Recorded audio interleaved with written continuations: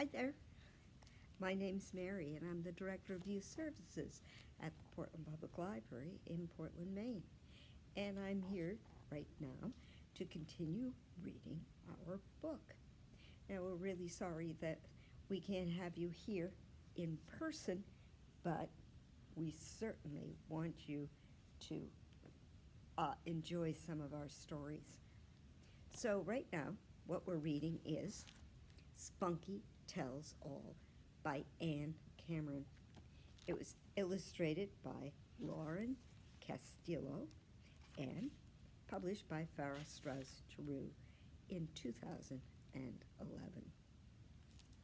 Now, if any of you have ever read the other Julian or Huey books, this is the book that takes us back to the family, Huey and Julian, only this one is told from the point of view of the dog. So we're going to continue reading Trouble. In spring, I feel frisky, like a young pup. I want to romp. I want to play with my boy. Often he will not go outside. He won't throw a ball to me. He won't throw a stick so I can chase it. He won't pet me. I lick him. He says, "Spunky, go away. I have homework." What's homework? Why is homework? I do not know. For thousands of years, we dogs have passed on to new generations the knowledge of how to survive and enjoy life. We overcame many difficult times and have populated the entire world with the great race of dogs. In all our many thousand years, not one of us has ever needed homework. What use is it? Homework involves paper. Paper sport. Smelling, chasing, licking, or occasionally eating paper, it can be good. I know that from experience. But homework's different. Homework is doing dull things with paper. So I reflected one tedious spring evening as Huey chewed on his pencil, staring at the many words he had written on a paper. He put his chewed black pencil down by his unchewed red one. He picked up his big square eraser. Erasing is a very important part of homework. Probably the most important and serious part. But from a dog's perspective, erasing too is very boring. Pencil sport could be much more interesting than the way humans play it, I thought. That evening, I asked myself, is it possible to break a pencil and make two pencils out of one? Little in life is learned without experiment. I reached out with tongue and teeth and took the black pencil. Snap, crunch, slip. Now Huey had two black pencils instead of just one. I dropped them at his feet. I showed him that he could make even more pencils of the two I had given him. If he would only try, he could have a strong jaw like me and many pencils. I picked up his red pencil. He pulled it from my teeth. No, bad, bad Spunky, bad dog. I only wanted to teach him. Maybe Huey thinks I'm a bad teacher. He's wrong. When a boy is young, it's easy to teach him the important things in life. But A dog must teach his boy early. As our wise dog saying goes, you can't teach an old boy new tricks. That's a problem. Huey's already old. If only I had raised him from puppyhood. It's no fun to be called bad for doing what is natural and right. And what Julian called me next, bad, bad, bad, bad, was even worse. What could I do? I left the boys' sleeping room, where I was not wanted. I went to the family lie-around room. Michelle was lying around in there. Newspaper was spread across her face. If she was trying to hide, she should have used more paper. She should have covered her entire body with paper. Or something more fragrant, like mud. I asked her with just a few words why she hadn't. She said, "Arr," and didn't move. I went to find Ralph. He was in his thinking room. His shoes and socks were lying on the floor. He was sitting in his big lean-back chair. His eyes were shut. His legs were stretched out. His feet were high in the air. He was wiggling his toes. I sniffed deeply, pleasurably. Ralph had another smell besides Carr, an interesting smell, a delicious smell, the best smell of anyone in the Bates family. The smell was strong near his toes, but mostly it came from his socks. I loved Ralph, yet he was a mystery to me. I had always wished to know him better, but I'd never found a way. His socks could be the answer. The gateway.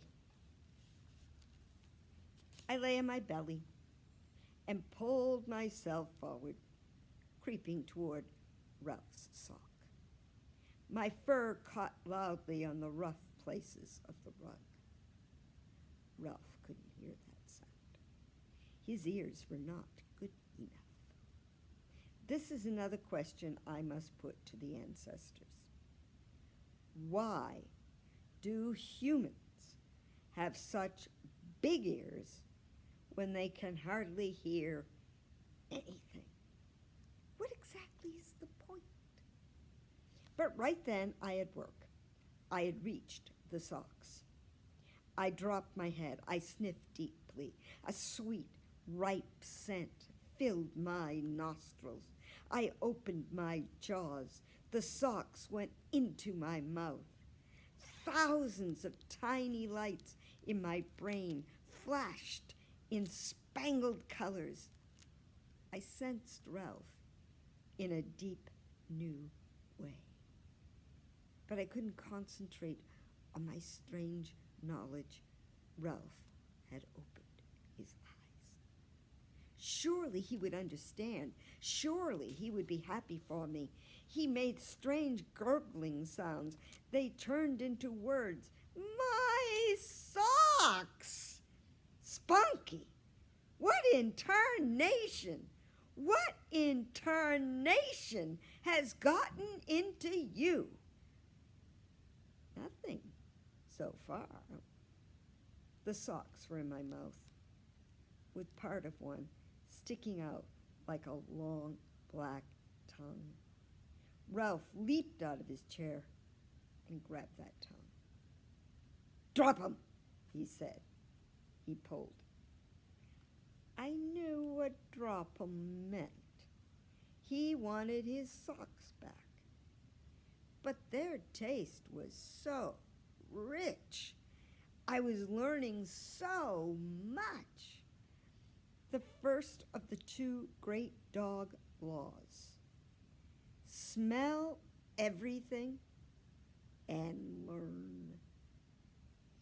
I had to obey the second law as well. When you get hold of something and are learning, never let go. I wouldn't let go. I shouldn't let go. I was learning Ralph. Ralph wanted me to stop learning. He very, very much wanted me to stop learning. Doggone it, Spunky, drop 'em! He pulled me into the air. I was swinging from the socks, which were swinging from his enormous hands. We dogs do not have homework, but we do have tests. That situation was a scary test, a test of devotion to the great dog laws, also a jaw test. My jaw is very, very good. Open, Ralph roared. Bad dog, open. Now, I could have explained everything, but to explain, I would have had to open. Then I would have lost the socks. Also, the bright light shining in my brain and the special knowledge I was getting, and I would have failed the test. My jaws were clenched. Ralph lifted me high. I swung rapidly past the bookcase and the basketball trophies. I made deep sounds in my throat, talking as fast as I could. The nose is the gateway to life and knowledge, Ralph. The nose takes one across the universe. With it, dogs will one day guide humans to the stars, especially to the dog star, the best place to go. I know how you feel, Ralph. I understand your pain. But my nose, Ralph, told me I must take your sock. This, I sincerely believe, was my second greatest talk ever, delivered under difficult, nearly impossible conditions. Ralph was swinging me in circles, around and around and around. I was dizzy. Fear had me by the stomach, yet my brain was lit. I was in nose paradise. I was nosing things I had never nosed before. I was understanding Ralph. Through the rich, boggy swamp smell of Ralph's socks, his ideas, which come from the depths of the universe, bubbled up in small, translucent spheres of light. My inside self understood. The outside me was in orbit, whirling around Ralph, rising, dropping, spinning, twisting. I was scared, more scared than I'd ever been in my life. Learning mattered more than fear, more than danger. I wouldn't let go. All the colored lights in my brain were dancing when Ralph's socks broke.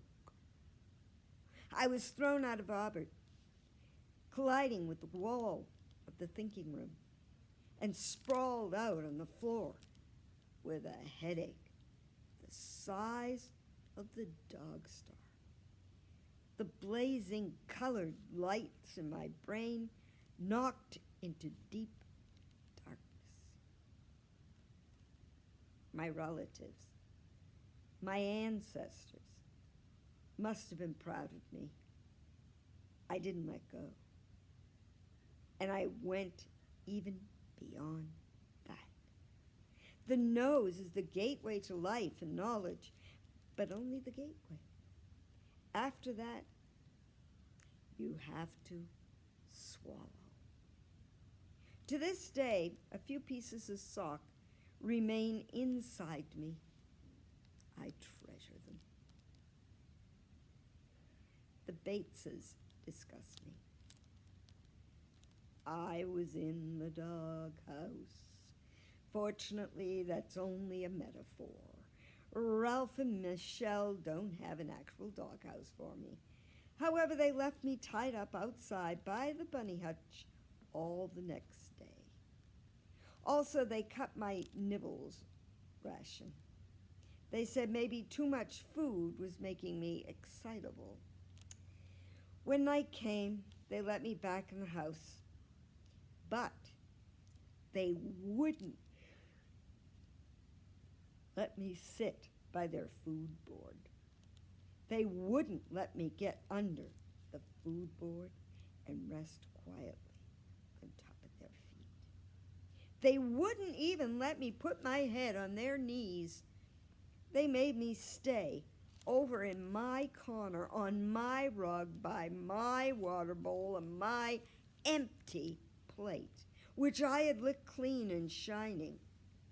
Well, they talked about me without ever looking at me or asking me how I felt. Ralph said, "Sometimes I think we should have gotten a purebred, a dog with a more predictable character." It really hurt me that he would say that.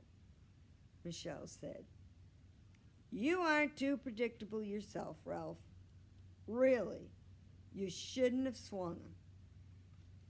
"I was just trying to get my socks," Ralph said. "Swinging them and Spunky, he just came along for the ride. It was only a few seconds." Just a few seconds. In dog time, it was at least 5 minutes, maybe a week. If you had pressed on both sides of the top of his jaw, he would have had to open his mouth, Michelle said. I wish she hadn't told Ralph a dog secret like that. Some dogs would bite if a person pressed their jaws open, but I would not. "He needs to get the idea of drop it," Julian said. "That horrible swinging. Believe me, I got the idea," I told them. They didn't understand. They talked about how I wouldn't obey. "Too many nibbles are his problem," Michelle said. "They make him pig-headed." My handsome head was reflected in my water bowl. How could Michelle get such a silly idea? I don't look at all like a pig. I'm not a pig. I am a dog, the best possible being to be, I told her. There he goes, getting all worked up again, Ralph said. Treats are his problem. They make him excitable, especially his favorite. We've got to cut it out of his diet. I moaned. I couldn't help it. I was so sad. Hot tamale sauced flavored tortilla chips. My very favorite. My Saturday supper. One great, joyous reason to live. And they'd take it away forever.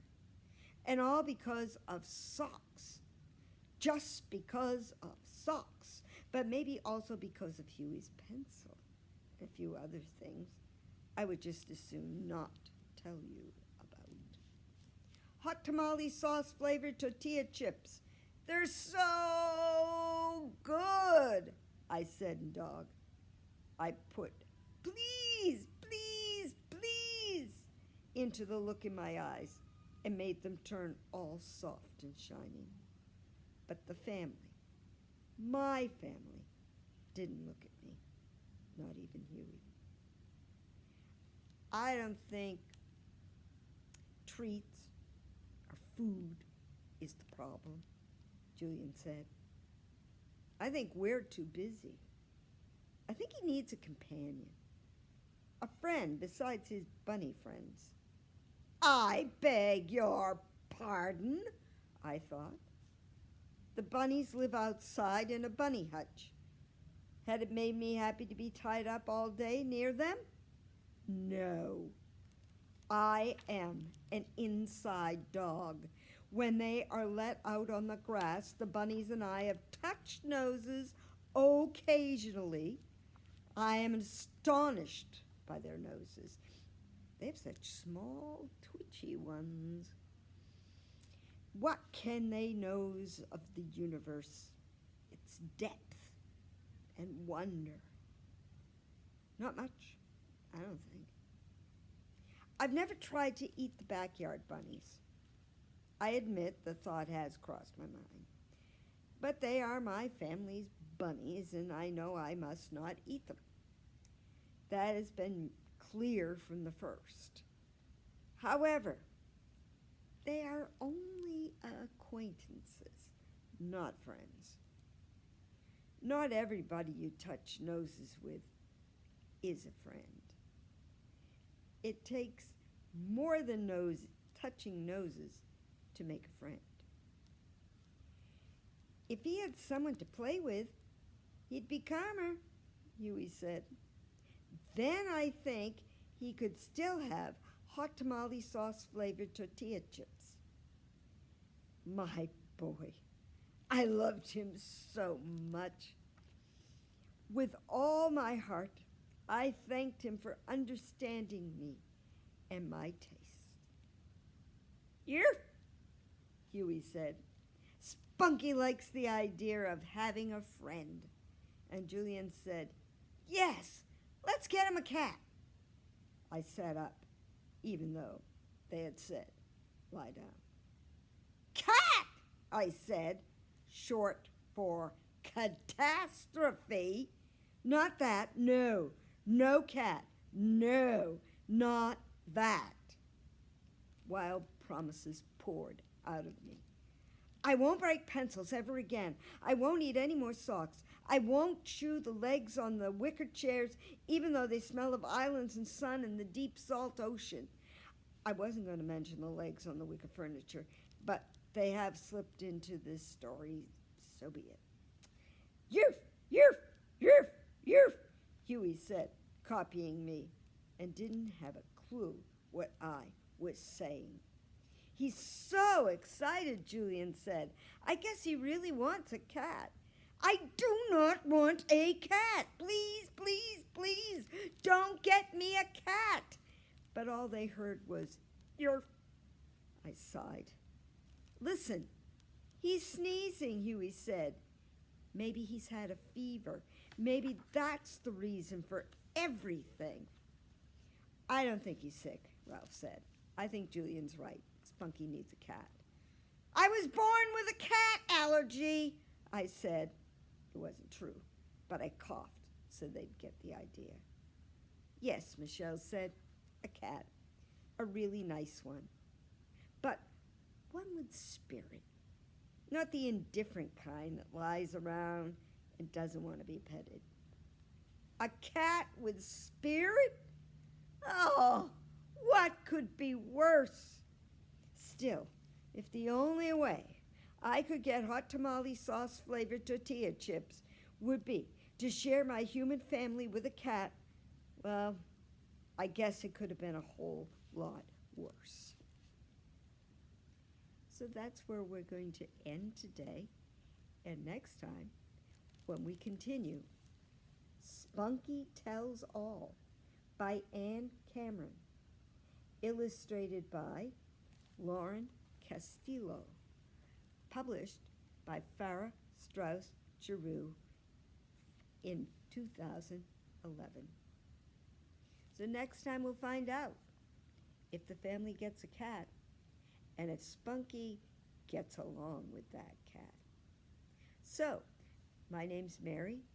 I'm the Director of Youth Services at the Portland Public Library in Portland, Maine. And until next time, bye-bye.